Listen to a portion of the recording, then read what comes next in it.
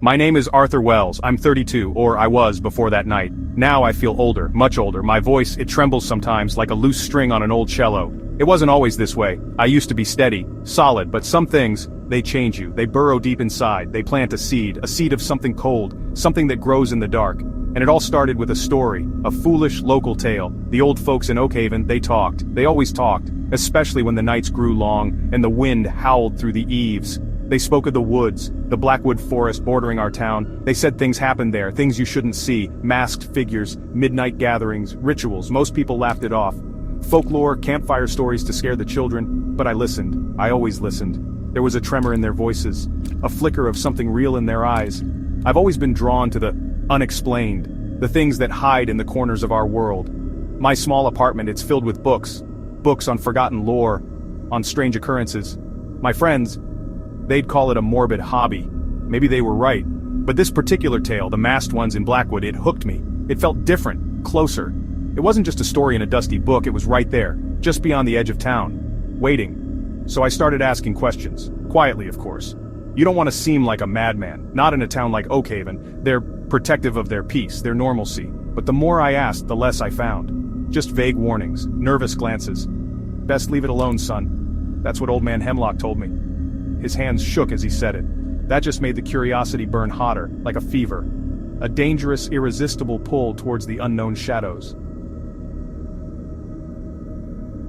The whispers about the masked figures were persistent. Some said they were guardians of the forest, ancient protectors. Others hinted at something far more sinister, offerings, sacrifices, and a silence from the townsfolk that felt heavier than any spoken word. Superstition, Mayor Thompson would boom, if pressed. But I couldn't shake the feeling. I would go into Blackwood. At midnight. I had to. The night I chose was moonless. A thick blanket of clouds choked the sky. Perfect for hiding, or for getting lost, terribly lost. Blackwood Forest. Even its name felt heavy, like a stone on your chest. As I reached its edge, the air grew colder, instantly. The usual night sounds of the town faded behind me, replaced by a different kind of quiet, a watchful quiet. The trees stood like ancient sentinels, their branches skeletal fingers against the bruised purple sky, waiting. I pushed aside the first low-hanging branch. It felt like parting a curtain to a stage I wasn't supposed to see. The forest floor was soft, damp with unseen dew. My footsteps, though I tried to be silent, sounded like gunshots in the stillness. Each snap of a twig under my boots made me flinch. My breath hitched in my throat. The flashlight beam, it cut a weak trembling path through the oppressive darkness. It seemed to illuminate so little, and to highlight how much remained hidden. Deeper I went. The path, if there ever was one, disappeared, swallowed by the undergrowth. The trees pressed in, closer. Their trunks were gnarled, twisted into grotesque shapes. I imagined faces in the bark, watching me, judging me. The smell of damp earth and decaying leaves filled my nostrils. It was a primal smell, the smell of things old and things forgotten. A shiver traced its way down my spine, not entirely from the cold. This place felt wrong, deeply wrong. My heart pounded, a frantic prisoner against my ribs. I kept telling myself to turn back. This was madness, pure, unadulterated madness. But my feet kept moving, as if pulled by an invisible string, or perhaps pushed by that relentless curiosity, that gnawing need. The silence was the worst part. It wasn't empty, it was full of unspoken things, unseen things. It pressed against my eardrums, a heavy, suffocating blanket. And then I heard it, faintly at first, a sound that wasn't silence. It started as a hum, a low vibration in the air, so faint I thought I imagined it. But it grew. Steadily, a sound that resonated deep in my chest. It wasn't music, not exactly. It was chanting, rhythmic, monotonous, a chorus of voices, low and guttural. The words were indistinct, lost in the distance and the density of the trees. But the cadence, the rhythm, it was hypnotic and deeply unsettling. It pulled at me, drawing me further into the black heart of the woods. I switched off my flashlight. The sudden darkness was absolute, terrifying. But the light made me a beacon, a target. I moved slower now, guided by the sound, my hands outstretched, feeling for trees, for obstacles. The chanting grew louder, more defined. I could almost make out individual voices, though the language, if it was one, was alien to me. It scraped at my nerves, made the hairs on my arms stand on end. There was a power in it, a raw, primitive power. The forest seemed to change around me. Or perhaps it was just my perception, warped by fear and by the strange pulsating sound. The shadows danced, taking on shapes, elongated, distorted. I felt eyes on me, from every direction, though I could see nothing but the impenetrable black. My breath came in shallow gasps. I fought to control it, to remain silent. Every instinct screamed at me to run, to flee this accursed place, but the chant, it held me. A siren song leading to unknown shores. I stumbled, my foot caught on a root. I nearly cried out, but I bit my lip. Hard. The taste of blood, coppery and warm, filled my mouth. I pressed myself against a thick, rough tree trunk. My body trembled uncontrollably. The chanting was close now, very close. Just beyond a dense thicket of thorny bushes. I could feel the vibrations through the ground, through the tree. It was happening. The stories were true, and I was about to become a witness, or something worse. My heart felt like it would burst. I had to see, I had to know. Carefully I parted the thorny branches, just enough to peer through. My hands shook so badly. The thorns scratched my skin. I barely noticed. And then, I saw them, in a small clearing, lit by a strange flickering light. Not firelight, something else. Something unnatural. There were figures, maybe a dozen, draped in dark hooded cloaks, their faces hidden behind masks. The masks. They were horrifying, each one different. Some were carved from wood, crude, primitive, with gaping mouths and empty eyes. Others seemed to be made of bone, or pale, stretched hide. They depicted animals, distorted, nightmarish, and some were just blank, featureless, smooth and white, like the faces of the dead. These were the most disturbing. They moved slowly, in a circle. Their movements were stiff, ritualistic, unnerving. They were chanting. The sound I had followed, it was louder here, harsher. It filled the clearing, bounced off the silent trees. The words were still unintelligible, but the intent behind them felt palpable. It was a sound of invocation, of summoning, or perhaps of worship. Worshipping what, I couldn't imagine. I dared not imagine. The air was thick with a strange energy, heavy, electric. It made my teeth ache, my skin crawl. I stayed pressed against the earth, hidden by the bushes, praying they wouldn't see me, praying I could somehow become invisible. The scene before me was unreal, like a nightmare brought to life. This wasn't folklore. This wasn't a story. This was real. Terribly, undeniably real. And I was there, watching. A silent intruder in a ceremony not meant for human eyes. A cold dread seeped into my bones. A dread that whispered I had crossed a line from which there was no easy return. At the center of their circle, something glowed. That was the source of the strange light. It wasn't a fire. It was a symbol, etched into the earth itself.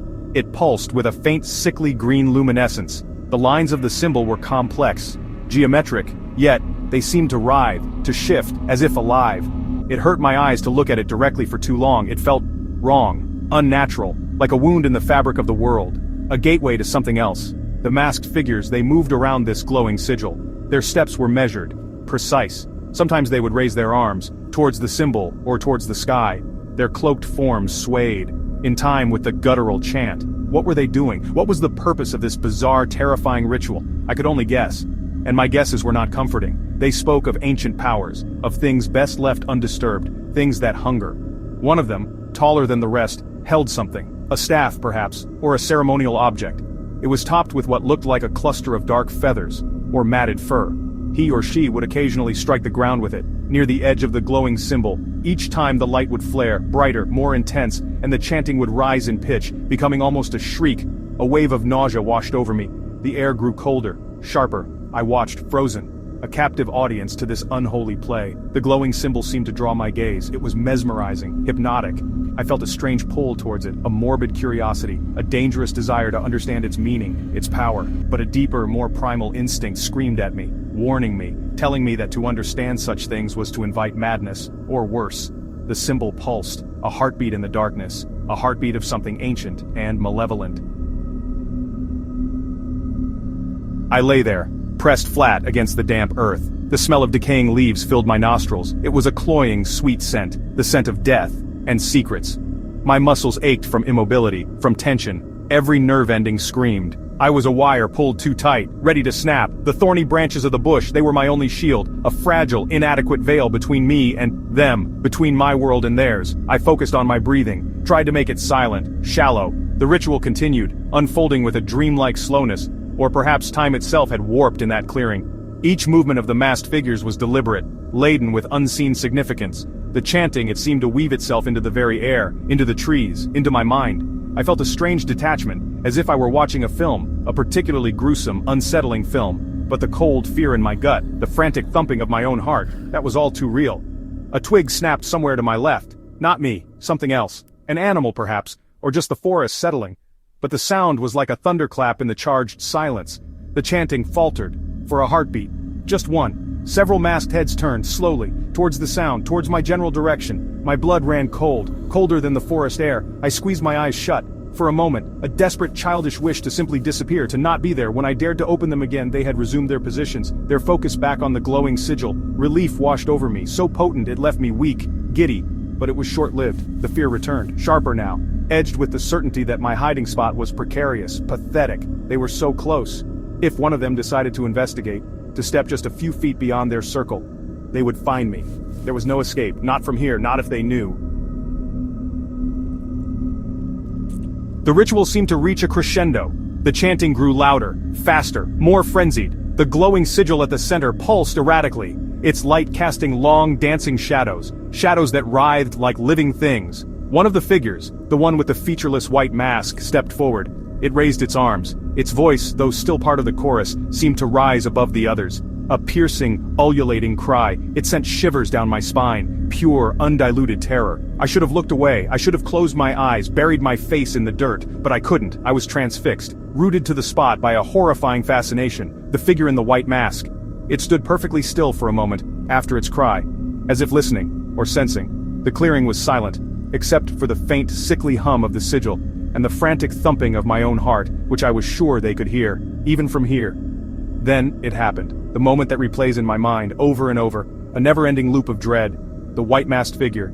It turned its head, slowly, deliberately, not towards where the twig had snapped, not randomly. It turned, and looked directly at me, directly into my hiding spot. There was no mistaking it. The blank, smooth surface of the mask, pointed right at my face, my soul.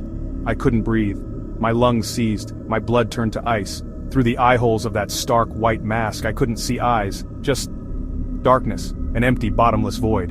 But I felt them. I felt a gaze, cold, knowing, ancient. It pinned me, stripped me bare. There was no surprise in that gaze, no shock, just a calm, terrifying certainty, as if it had known I was there all along, as if my presence was expected, perhaps even invited. A silent scream tore through my mind, but no sound escaped my lips. I was paralyzed, trapped by those unseen eyes.